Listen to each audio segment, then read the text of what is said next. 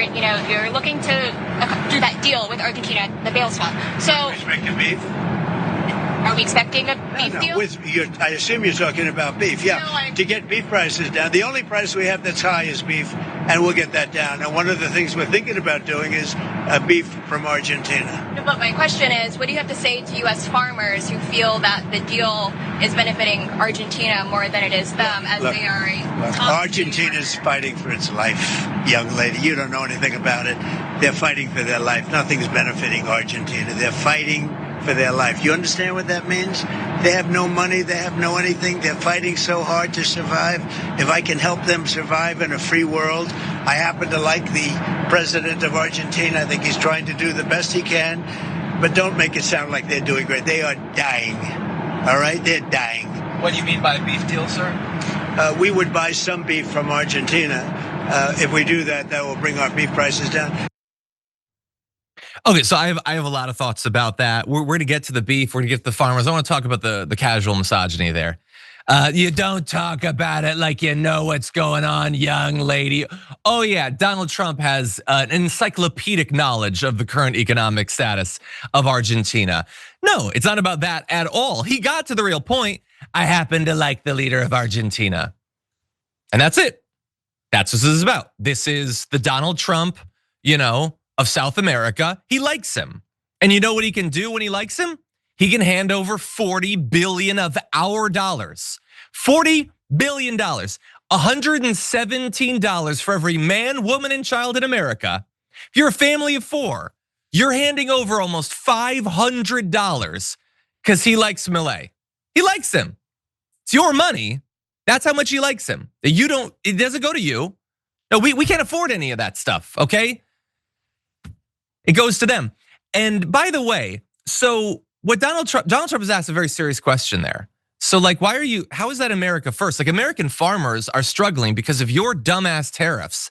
And instead of taking out the tariffs, helping them, you're instead showering your ideological ally with cash. How is that America first? And he attacks her, the young lady stuff, that you don't know anything about it. And I just want to say to the farmers, and I assume, because we're going to get to their criticism, she's representing you there. He's not. He's representing international right-wing billionaires. That's where his class loyalty is. That's why he's showering them with the money. And really, he's not going to remember her tomorrow. To put it in terms that MAGA people might know, he's attacking you. She's just standing in the way. She's representing your economic interests. Why don't you care nearly as much about our farmers who you're putting out of business than you do about your buddy with the stupid hair in South America? And he lashes out at her, how dare you ask a question like that over $40 billion? I can hand out $40 billion, you don't get to talk about it. And his answer is, we're gonna buy their beef. Which again, if you cared about the farmers, ain't exactly an answer to their concerns, as we'll turn to. And also, if I could just throw out, because we hand them the $40 billion, and I was like, oh, by the way, maybe we buy their beef. Now, I'm like that young lady in that I don't necessarily know a lot about international trade. But after we've given them $40 billion, can we just have some of the beef? Why are we buying the beef? We bought it for $40 billion. And yet he still thinks, oh, no, we just buy it on the open market, whatever. The $40 billion was a gift. You don't get anything for that. I mean, I do. My buddies' businesses do. All the investors in Argentina do. Scott Bessent does. You don't, though. So anyway, it was gonna be $20 billion. Now it's $40 billion.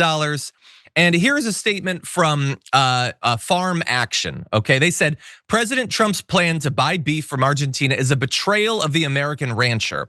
Those of us who raise cattle have finally started to see what profit looks like after facing years of high input costs and market manipulation by the meatpacking monopoly. Understand that is an interest group for ranchers. You don't necessarily have to agree with them. They seem to be perfectly fine with the price of beef being higher. Of course, they make more money as a result of that. So you don't have to agree with them entirely, but you can at least acknowledge that farmers in general have been screwed over by the Trump administration. She goes on to say, after crashing the soybean market and gifting Argentina our largest export buyer, he's now poised to do the same to the cattle market. Importing Argentinian beef would send US cattle prices plummeting, and with the meatpacking industry as consolidated as it is, consumers may not see lower beef prices either. Washington should be focused on fixing our broken cattle market, not rewarding foreign competitors. But to be very clear, he's not hanging out with farmers. He's hanging out with these billionaires. He's damn sure hanging out with the donors who led to this policy in the first place. Those who don't want to see Argentina fail because they've invested so much money there and they see massive profits to come. Those are the people that he's hanging out with. Those are the people who are gonna get invited to his fancy dancing room. The ranchers are not getting invited to Donald Trump's fancy dancing room. He doesn't care about you. He'll put you, in B-roll or whatever in a campaign ad or something. He'll reference you in a speech. He doesn't actually care about you because he doesn't see you as being the same as him. Those international billionaires are, okay? And so they get his attention, they get his compassion. By the way, I'm just gonna close by saying, why are the beef prices high? The tariffs obviously haven't helped. We also do have a drought. It's one of the reasons leading to not only the beef prices being high, but also some vegetable prices too. And I would just remind everyone, I know that we're done with climate change, I suppose. Just nothing's gonna be done about it. But if massive drought is driving up beef prices and that's an international catastrophe, maybe the drought didn't just come from nowhere. Maybe the climate actually matters. Maybe we were onto something. Just a thought.